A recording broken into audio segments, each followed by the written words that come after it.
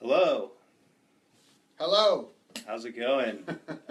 I'm Chris Carlone from Human Reso, and we have Mr. Baldino here. I'm John. How are you? Alrighty, sorry for the delay. We're kicking off a couple minutes behind, but we have some great stuff to get to. We wanted to give Mr. Trump a chance to get going before we got going. We did. So we are going to talk job descriptions today. Okay. Hugely important part of a lot of organizations. So we'll first kind of kick off and kind of ask why. What's the importance behind job descriptions? Why do we need them in the first place? Yeah, fair question, right? So the basics behind that, from a job description standpoint, are you should be able to tell someone what's expected of them. And a job description is probably the cleanest way to do it. Because it gets rid of some of the questions about, and I'm sure some of the folks out there have experienced this, you start to do performance reviews, or you sit for a discipline action because, in a manager's opinion, you're not doing your job. The employee's response could be, I didn't know I was supposed to do that, or I thought I only had to do this half of that. And that kind of stuff, with a job description, you always have sort of ground zero to point back to. Right? You give them a baseline. Exactly. This is from day one. You knew you were supposed to do this. We talked about this.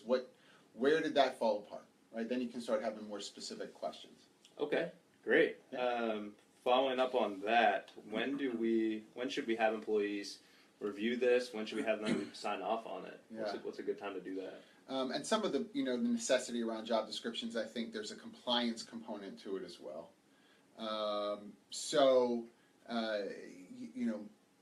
I think best practice is that job description should be presented with offer. Okay. If you're bringing somebody into the organization, and I don't care if their salary, if it's a line level hourly position, they should be able to be given right from the onset, Sure. as part of onboarding, this is what we expect. And walk through it with them. Take a few minutes and walk through it. If your job descriptions only say, stand at the cash register and take money, perform other duties as assigned. Right. That's so general. I'm big on the other duties as assigned. I think that should be in there, but that's not enough. Take the few minutes, walk through it with them, and then they're signing off on it to say, not because necessarily the law always requires, although we can talk about that more specifically another time. In general, the law may not necessarily require that, but as a company, you're trying to set them up for success. Right. Right? I think it's important to get those proper expectations set up front, make sure they're very specific. Expectations are a big deal. This, in some ways, is very relationally minded. So, and I say that to mean, when someone joins something that's social, a group of some kind, Sure. you try to figure out what's sort of the expectation about this group. What are we supposed to be about? This sports team, my position, right? That kind of stuff. If I'm doing intramurals, if I'm at the gym, if I'm working with a trainer, if I'm doing a community service project, there's expectations behind it. This is no different. Relationally, we desire that, so we have sort of a path. Okay. And then in that job description, what should it look like? What type of format should that description be created in? Is there a specific format? The magic format. Yes. Yes, the famous magic format. No, there is not a magic format, Okay. but there's components that would need to be on there. Again, some companies will do things that are more stylistic, meaning they want the job titles and they want the look of the job description, their forms to be trendier than other companies may care about. But you want to put things on there like, obviously, job responsibilities. If licensure or some sort of special qualifications are required, I would have that on the job description as well, because if their license lapses, for example, we've already just kind of disclosed to them that license is required for these responsibilities, right? Sure. So you want to have that on there. Whether it's full-time or part-time, exempt or non-exempt, so that we have an understanding of whether overtime compensation is going to be part of this or not. If you're multi-site, if the person's requirement is going to be that they travel site to site, perhaps you put a line on there about travel from site to site being part of the responsibility. Or if they're only to be based out of one place, again, put that on there as well. Some job descriptions do put salary ranges on there because you do want to give folks sort of the range of comp for the level that they're in, because you may have folks come back and say, I want 10 grand more, and we can very clearly say that's awesome, but Right. this is our range for this role. Okay.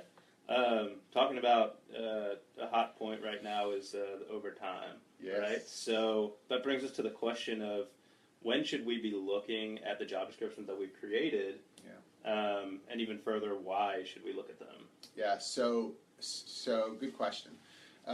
So I'd say a couple things. One, you should look at these job descriptions annually. Okay. For sure. Very similar to like a handbook, right? Once a year, do a review. The production of the company, the service offerings of the company, something may have changed, and so therefore the role has either stopped doing some certain things or has started doing other things. Update it accordingly. But I will tell you, this is a great opportunity for you to get your staff involved. It shouldn't just be a manager sitting back and saying, well, let me hold this thing and review. That's fine, but give it to the employee as well and say, hey, is this still true? What are you finding going on in your day-to-day? It's often in those times where an employee will add one or two things and give it back to a manager who says, you're doing that? Right. I didn't realize you were doing that. Or how often are you? I thought you did that one time to help out. Oh no, I'm doing it all the time.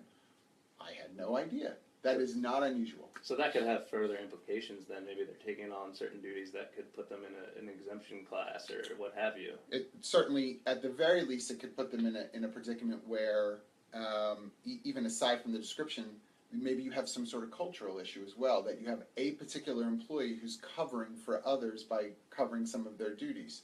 All right, well, systemically, we need to look at that. That's not okay. Right. It's great that the work's being done, but maybe that's not really something that we should change the job about, but actually go back and change sort of the group dynamic. Okay. Right? Yeah, and I like the idea of getting employees involved, kind of integrating them with the process. Would you also recommend having the managers kind of complete the job descriptions for their employees, or what's the best way to go about that? Once they gather the information, I think Sure. the manager should be the one to put it together, of course with support from HR, and then give it back to the employee to update, sign off on, to say, okay, these are the tweaks. We get Sure. it. We get that you don't have to do X anymore. Right. We know that, right? We took it off the description. I Okay. think that's helpful. And then at that point, we should probably circle back, have them review the job description, Yeah. employee, and sign Yeah. off on it again. Because when you do performance reviews, when you start looking at, are they doing the job we've hired them for, you've got the most up-to-date expectations, Sure. right, that you're working from. I watch organizations pull out something from 10 years ago because they haven't Dust it looked off, at, right? and they look at this job description and they're like, well, you're not doing this. We don't see you faxing the way that, okay, well, faxing, unless you're a government agency, sorry government agencies, but most companies, we're not faxing as much as we used to. If that's in the top 3 of someone's job description, it might be time to update. Right. Right. Or you're using BlackBerry. Sorry, BlackBerry. Using BlackBerry and a bunch of stuff. That isn't necessarily fresh. Right. Is that really what people are doing? You still have on here that that their time on their BlackBerry is important. Your company may not even give out the BlackBerries anymore, so Right. update that stuff. Right? Okay. Awesome. Well, I think that's pretty much what we have as far as job descriptions. Awesome. We're happy to take a look at any if you have any questions. Maybe you're Absolutely. dusting them off from a drawer from however long ago. Send them Or on you don't over. have them at all. Or you don't have them. Don't take on that burden alone. But yeah, send them on over. And thanks for joining. Thank you, everybody. Have a good day. Have a great weekend.